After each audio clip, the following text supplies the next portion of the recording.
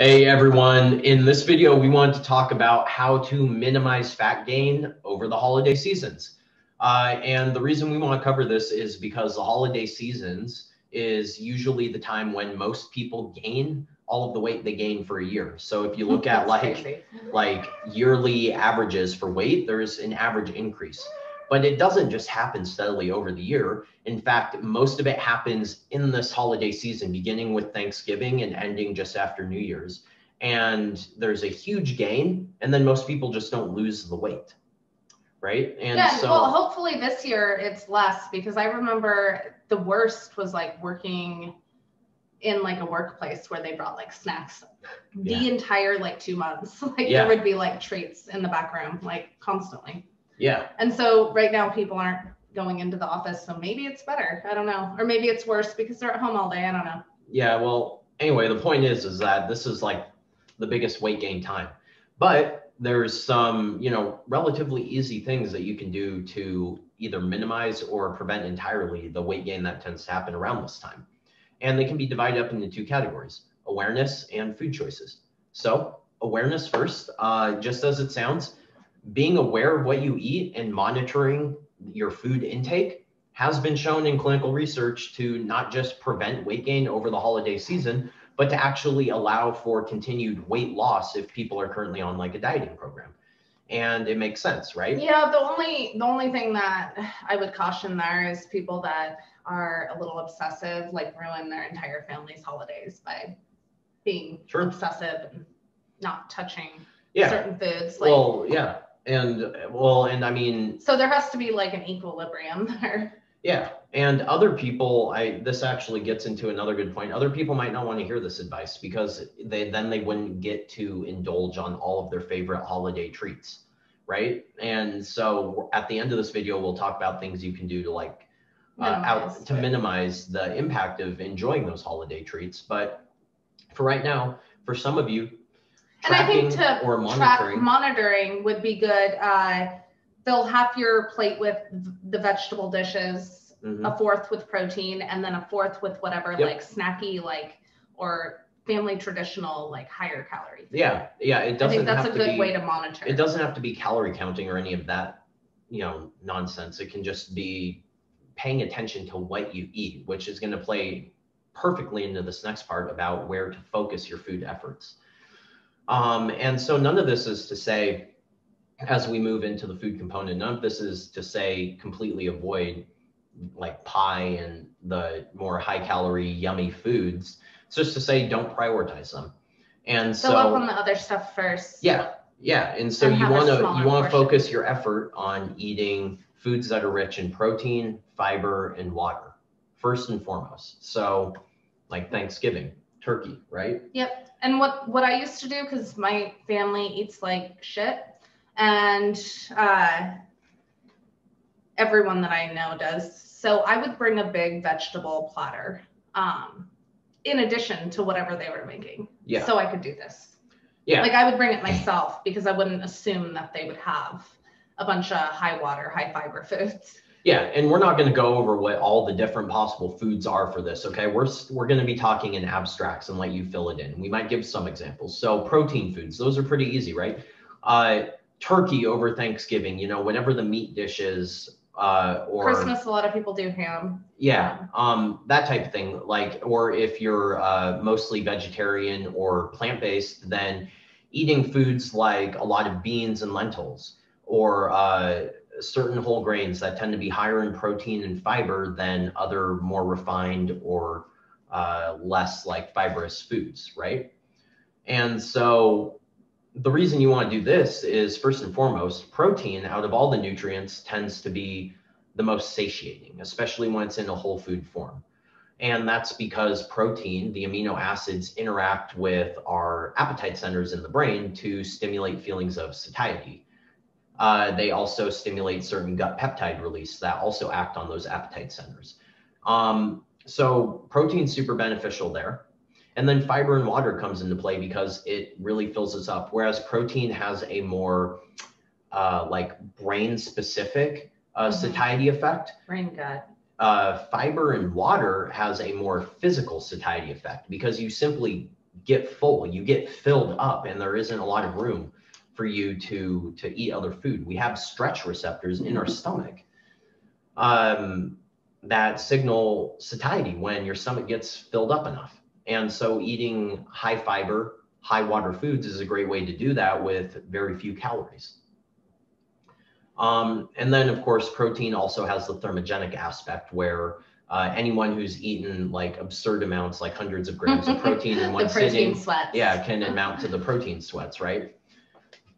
So that's basically that. It's as simple as filling up on, lean meats, low fat dairy products, fibrous vegetables, legumes, and possibly grains too, depending on whether or not you're mostly plant-based, because you gotta do the best with what you got.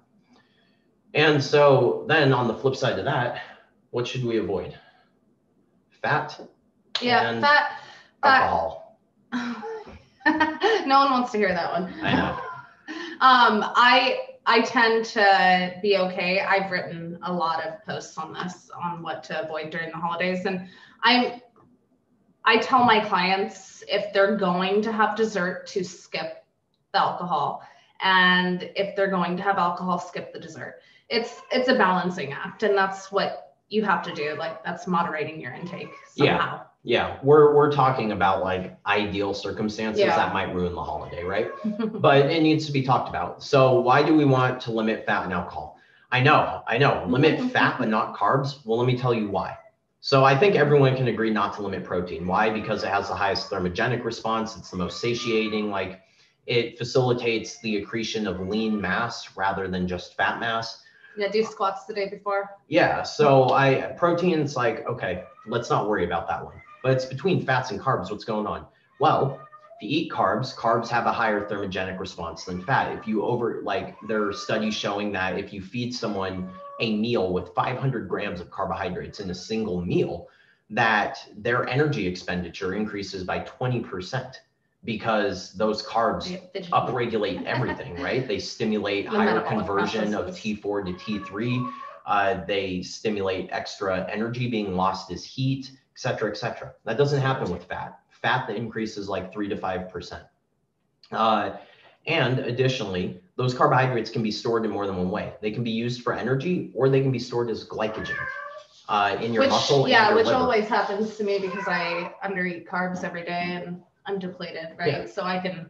And that means less carbs are available to be stored as fat tissue. Dietary fat, on the other hand, if you're not using it for energy in the moment, then it's going to get stored on your body. It can only get stored as fat in your body. So yeah, and I guess the problem though is that most high carbohydrate dishes around the holidays have the fat in them. Yeah. So what you're going to be doing is burning off those carbs while the fat gets stored, because that's oxidative priority in nutrients. But I mean, in an ideal world, like if you didn't get to enjoy any of the yummy treats, then your holiday meals would be high protein, high carb, low fat, low alcohol, high fiber, high water. That's basically what it would be. Because that would minimize the chances that any excess energy that you ingested would be converted into fat tissue or into triglycerides and stored in your fat tissue. Yeah, this sounds horrible. I know, it does. And now we're going to ruin it. I don't do that. Now we're going to ruin it completely, right? No alcohol. So this is the nail in the coffin. I know, we're crazy. The reason you want to minimize alcohol is because it takes priority over everything. It's a toxin. Your body needs to divert all efforts to metabolizing it. But in the process of doing that, it supplies energy, about 7 calories per gram, which means that's why you get all hot and sweaty after you drink some wine. That energy is going to displace the other food energy that you might have eaten, which means it needs to be stored. Because again, that alcohol is the highest oxidative priority. Yeah. So basically consuming alcohol with your meals is going to facilitate the storage of those other nutrients in your fat tissue. Now, again, all that's just in theoretical ideals. Yeah, and if you're gonna throat punch your brother, like have a glass of wine if it's gonna chill you out. Like you gotta weigh the costs and benefits, right? Yeah. Okay, so now that we've gotten away from that, here's something that might be more appealing to a bunch of you. What can you do outside of being more aware of what you eat and changing your food choices? Well, you can create deficits, energy deficits leading up to the event and following it. This is what I generally do. Yeah, maybe undereat leading up to, you know, the big feast day, because then that way you have kind of a calorie buffer for when you do overeat, because maybe you lost a pound of fat in the week leading up. So now you can plan on gaining that pound of fat back and have a net, you know, no net loss. Yeah. And I usually put some heavy workouts in the week before. Yeah. Some people. So that food can go into like recovery. Some people for who it works with, intermittent fasting is useful, especially. Some people it causes binging, so you really need to know who you are before going into this. But for some people, intermittent fasting, particularly time-restricted feeding, can be beneficial, where maybe, you know, most families tend to have dinners earlier in the day on big holiday. Yeah, and so maybe you can plan on just not eating until that dinner, as long as it doesn't stimulate binging behavior in you. Because, I mean, then you have kind of an entire day's worth of calories to work with. If you're a binger and you want to minimize your calories earlier in the day, what I do is I recommend like a salad with protein, no dressing, like a mustard style dressing without oil.